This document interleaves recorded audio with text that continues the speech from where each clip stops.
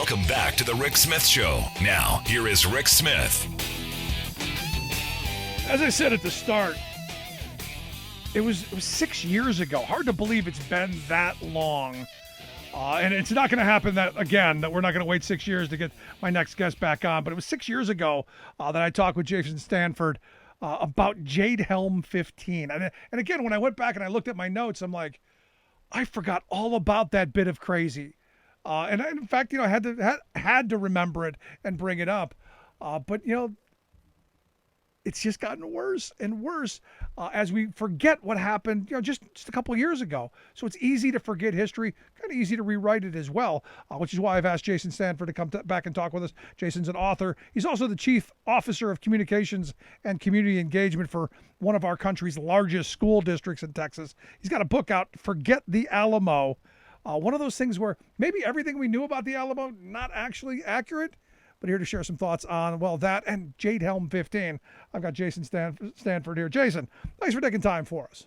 Of course, Rick. Thanks for having me. So I couldn't help but be just struck by the fact that I'm talking to you today about conspiracy and rewriting history and all kind of craziness. And the last time we spoke was over Obama's going to take over the country with the military, even though he was commander in chief, and it was going to be the end of America. And look where we are today. Yeah.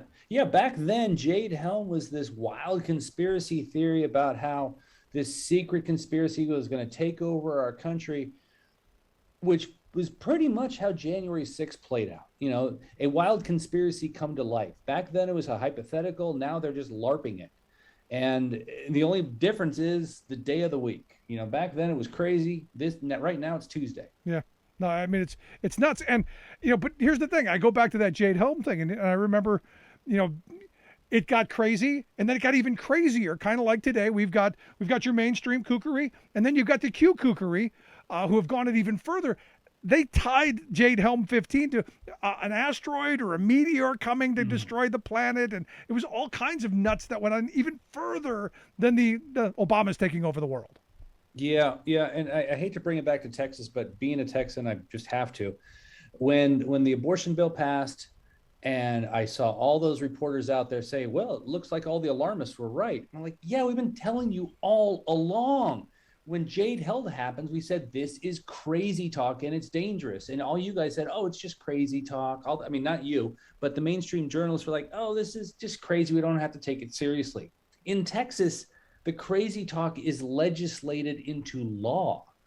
And now it's become national law. Now it's become the National Republican Party. And now the crazy has taken over. It used to be the mainstream Republicans could keep them in a closet and get their votes, but not to let them near the sharp knives.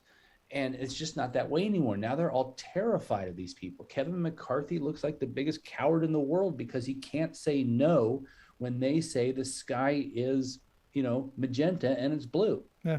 No, in fact, I just had a conversation with Joe Walsh, former Tea Party congressman, and he's like, look, the Republicans, outside of the Gates and the Marjorie Trader Greens and the Lauren Gun Nut Boberts and them, outside of those fringe elements, the Republican Party's full of a bunch of cowards who won't stand up because they know the truth. They knew what was in that memo yesterday before any of us got to see it. They knew what was happening. They know there was no voter fraud. There was no ballot stuffing. There was none of the things that the MyPillow guy and Rudy Giuliani were spewing. Yet they still encourage it and they're still pushing it. Yeah, they have turned the truth into something that is politically toxic in their party. And being a Republican, being in Texas, I've got a lot of friends who are Republican in politics. And, they freely admit privately that they just have to check the Trump box. They have to do it. Otherwise, the primary voters will turn on them. It's true. And if they don't do it convincingly enough, like George P. Bush hasn't done here in Texas, they're never going to win again.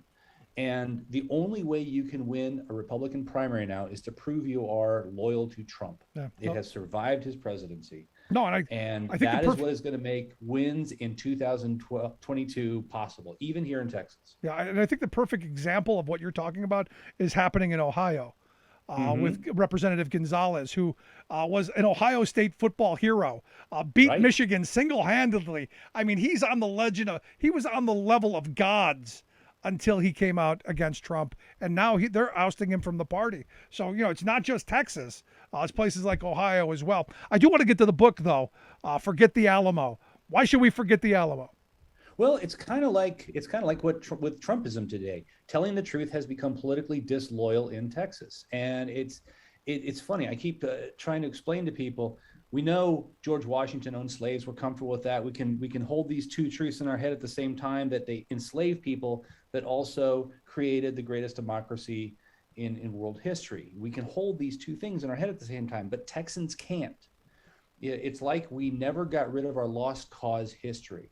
The South had their lost cause history, and that's largely been debunked. Robert E. Lee got taken down in Richmond, Virginia, but we freak out when we even suggest that the Texas Revolution was fought over slavery. That is the most controversial, disloyal idea that we can come up with, and it's settled law among historians, but it's politically incorrect.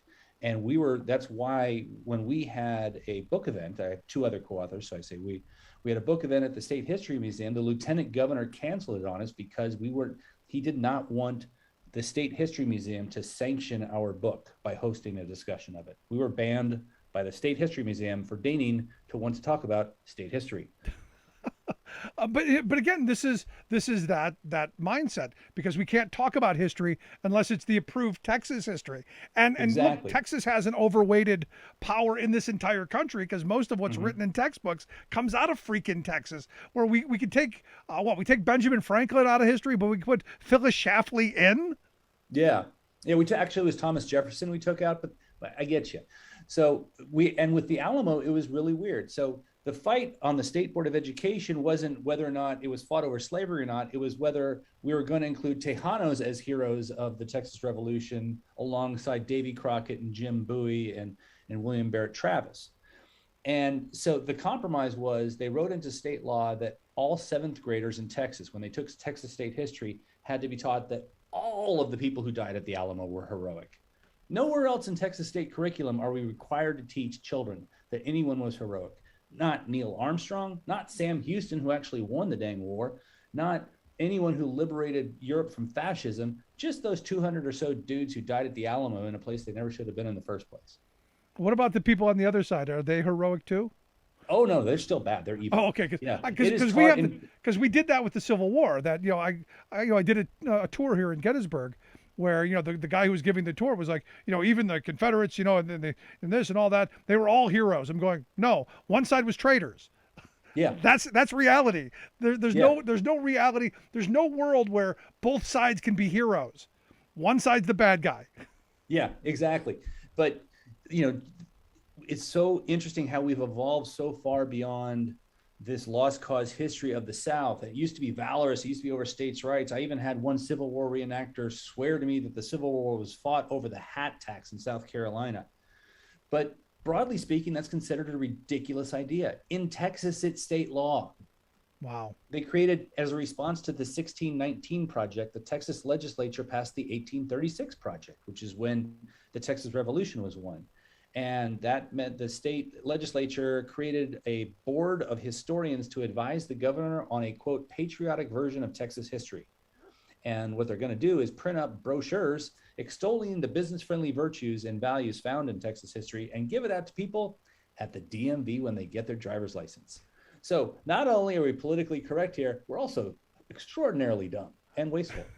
And propagandizing. And Yep. and look, there are some who go, but Jason, we should have a shared history. We should have one it's a positive history. We should have one that aspires us to be better.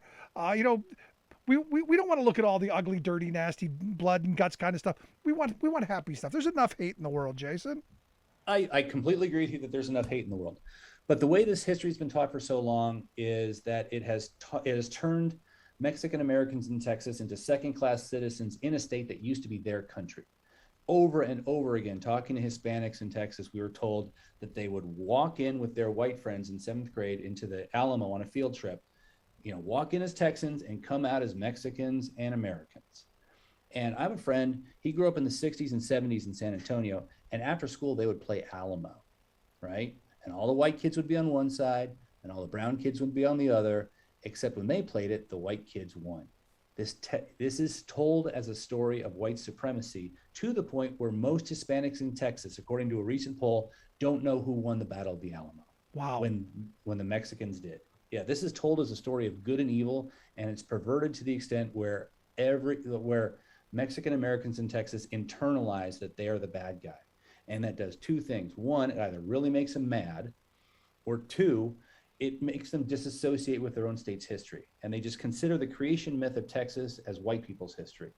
Like, there's so many people in San Antonio, a dominantly Hispanic city, who never go to the Alamo, and it's in the busiest part of town. It's right in the center of town. And it's just, that's other people's business. Interesting. And look, and we're in this moment right now of fighting over history. And I have people who say, well, we need to teach critical race theory. We don't, absolutely not. We need this project, that project, the other project. I just want truth.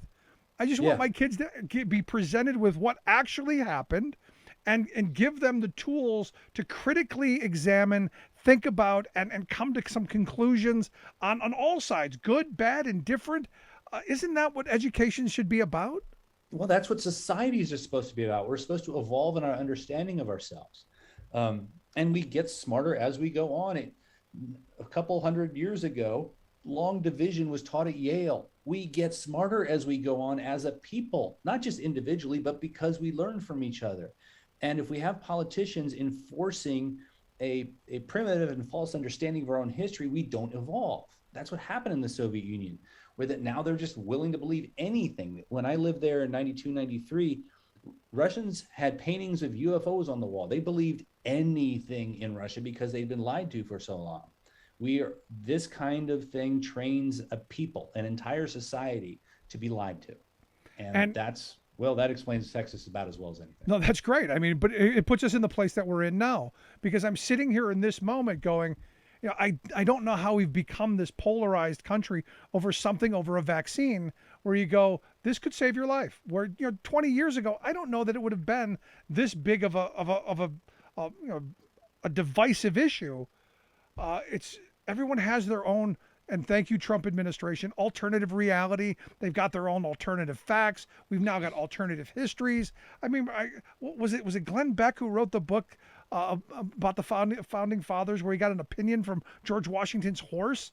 I mean, it's become so ludicrous that you go, what do you believe? And look, they're great at flooding the zone so that nothing is believable and everything is believable.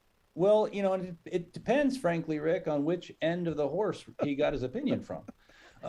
But I don't know if divisive and divided is the right way to understand what we're going through now. Like, on one side, we've got people who believe in science and the spherical shape of the planet, and that up is up and down is down, and that climate change is real. And we're all just trying to adjust to this crazy world.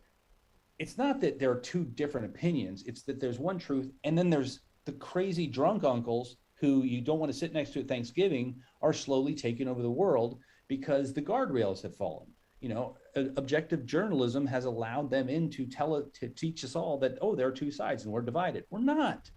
No, you're spot on. Democrats and most of us, even in Texas, are united around the truth, but these guys have amassed enough power to, if they can't control us, they can at least stop progress as they are in Washington. Here in Texas, we got that horrible anti-abortion bill where people can file a lawsuit if the Uber driver gave someone a ride to Planned Parenthood on the off chance that maybe it was before 6 weeks or after 6 weeks. 80% of this state is against that, even 4 in 10 Republicans. Like, there is enough of a reality-based constituency here to sell it, but we've allowed them so far into power that now a small portion of the state in Texas can control the state through Republican primaries. And because of the way the Supreme Court is set up, and because of the way, because we don't give every American a vote in the Senate, because we give, because we have an agrarian political system in a modern world, a few crazy people can control the country. And this is where we are. No, you're spot on. So back to the book, because I find it fascinating that we're going to chuck everything we know about the Alamo. Where can we forget the Alamo first? Let's start there. Everywhere good books are sold. I like bookshop.org. It's the Amazon for independent bookstores. And you can request from an independent bookstore. You can just get it, you can request a specific one, or they'll just give it to you from one of them. Obviously, Amazon has it. The book was so popular after we were banned from the State History Museum that it sold out on Amazon twice in 1 week, but they're plenty stocked up now. Good. I was going to say, now you can retire, right? Did you send the thank you to the lieutenant governor? We are grateful for the publicity, but there is nothing less successful than a successful writer. See, I would send him a signed copy with a thank you note. I don't know if he could read, but that's just me. Maybe I'd send him an audiobook then, just because maybe he needs to hear it. So real quick, what made you write this? Why did you think this was an important moment? It started out just as a myth busting exercise. One of us was writing a column. Chris Tomlinson was writing a column about how it's a stupid idea to spend $500 million to fix up the Alamo. They're going to redevelop it, get the tourist traps out of there, build a proper history museum. And he said, it's really stupid to do that when it's based on the white supremacist myth. And Brian and I had never heard any of this before. It was a huge shock. And we figured if there's this massively well-known famous myth out there that no one knows the real truth about, that would probably be a good book. And the publisher agreed. But as we got into it, we realized how race-based this myth was and how punishing it was for what will soon be Texas's majority population in a state that used to be Mexico, and how closely tied it was to everything else. And just that the pattern of the Alamo and that enforcing the political narrative was started on day one. The day after the Alamo fell, they started telling a cover story about how they were heroic, that they fought valiantly and they did something good, and how remember the Alamo became a revenge cry first. And the Alamo has always been this political myth held up to incite violence. LBJ used it in World War II. He used it in the first Indochina War. And then, of course, he famously used it over and over again in Vietnam when he directly compared Vietnam to the Alamo, and as a reason why we should send more troops there. I'm all in favor. At some point, we should get a hold of our myths because it keeps getting us into trouble. Absolutely. And this is where I was going. I'm all in favor of things that are going to open our eyes, because I'll be honest, I learned about this much, about an inch, in a textbook about the Alamo growing up in Ohio. In Texas public schools. I didn't go to, in Ohio is this is what it was. And next, so we got a very, whitewashed version of history. I hope folks will check it out. Forget the Alamo. We'll get links on how folks can do that. But Jason, I appreciate you taking some time for us. Great talking with you. Rick, thanks a lot. I really appreciate it. I hope it's not 6 more years. I hope so too. Thanks so much, Jason. Appreciate it. All right. Bye-bye. Yeah, I mean, make sure you check out get the book, Forget the Alamo. Let's take a quick break. Right back after this. Stick around. You're listening to The Rick Smith Show.